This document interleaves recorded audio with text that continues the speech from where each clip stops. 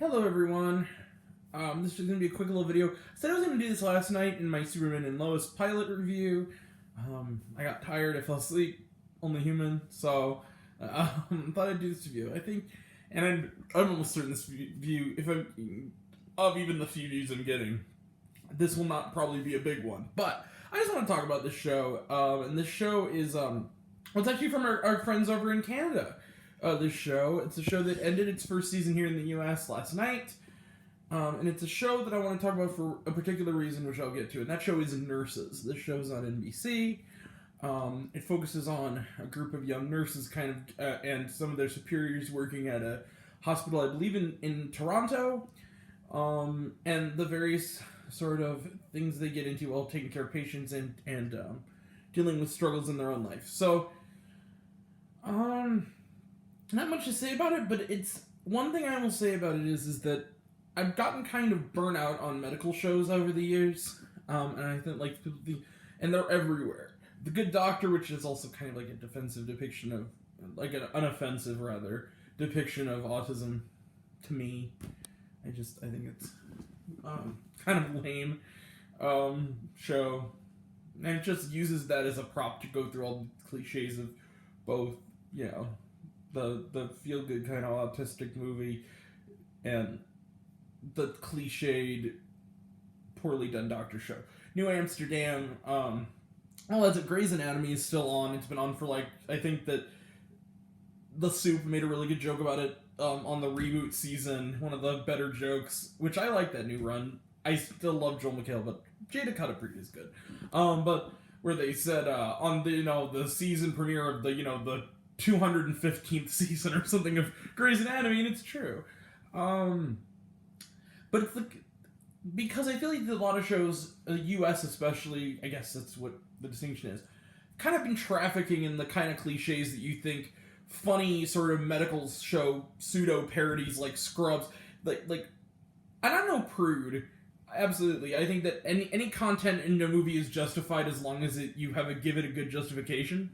But I think the idea is okay, the fact that you can't usually get 50 minutes into a pilot episode of a medical drama without two doctors and or nurses making out in the janitor's closet or something like that. I just think the kind of stuff that I was getting to, Scrubs and Children's Hospital spoof so effectively that they should be all but never shown on television again, those kind of cliches, and they're still trafficking in them. What I like about Nurses is that not only did the nurses have a believable chemistry, and their problems felt at least semi-relatable, especially in regards to the character of Grace and the issue that she's going through, which is very relatable to a lot of people in her situation, always, but especially now it's being brought to the surface. I don't want to say too much more, but it was a kind of a good take on stuff that deserves to be talked about involving, harassment and whatnot, and, Me Too.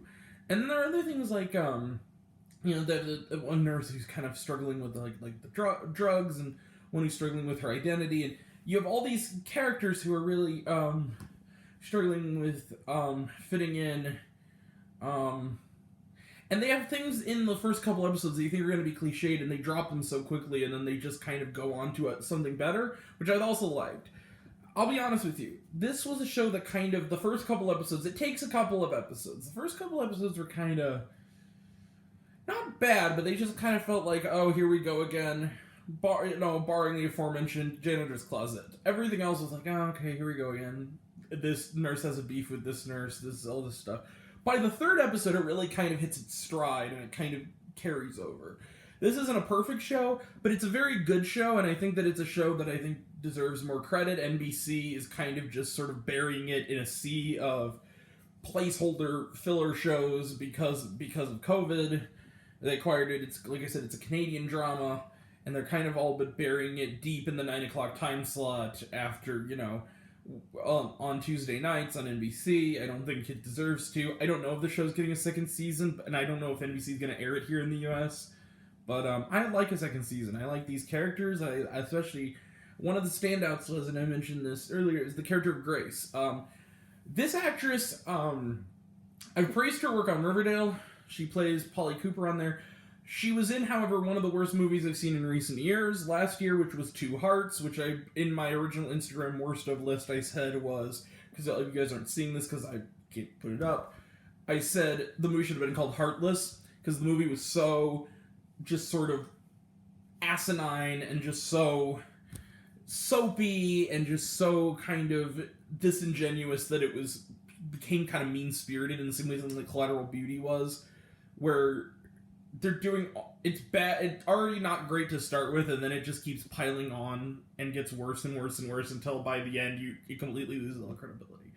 One of the things I pointed out, though, is that if there was one point of praise, it was her performance. The actress's name is, I believe, Tiara Scoveby.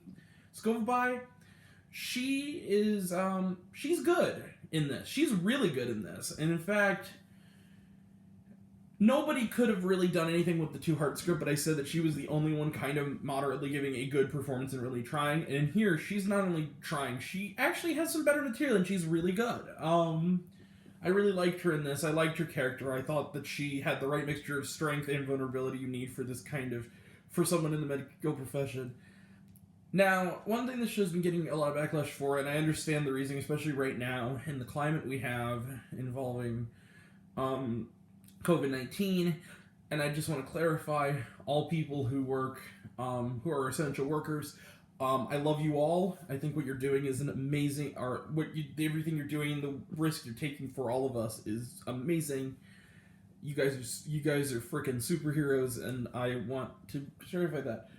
But I think that, like, with that said, a lot of people who are in the nursing profession, and I guess the guys in this fight, think that a lot of it's too unbelievable, and I've been talking about how it's kind of too unbelievable. But the thing is that your criticism is justified, I'd say. I'm not an expert, I'm not a nurse, I'm not a doctor, I'm not in any way in the medical field at all. But I will say this, I think that with any TV show that's in a formula, and it is a formula show, it's just not as formulaic as others, you kind of have to take the nuggets with the stuff that's a little more cliched, is the way I see it.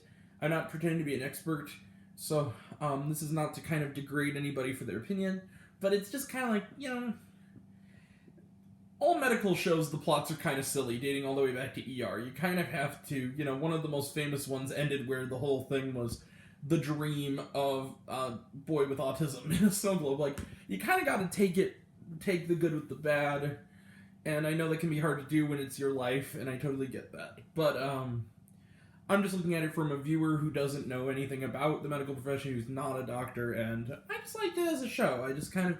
I looked forward to seeing it Tuesday night. I looked forward to seeing what those, you know, Canadian nurses were up to. So, I like Nurses. I'd honestly give it about 4 stars. It kind of went from a 3-star show to a 4-star show by the end, and I really liked it. I kind of want to see more, so that was my just a little take on it. I'm planning on coming back tomorrow for my review of Season 2 of Close Enough. It's another show I think deserves more credits on HBO Max. This weekend, at some point, I'm planning on watching or reviewing Tom and Jerry and Billie Eilish, The World's a Little Blurry, which is her documentary. I know I don't look to be the audience for it, but good music is good music. I'm a real big fan of her music.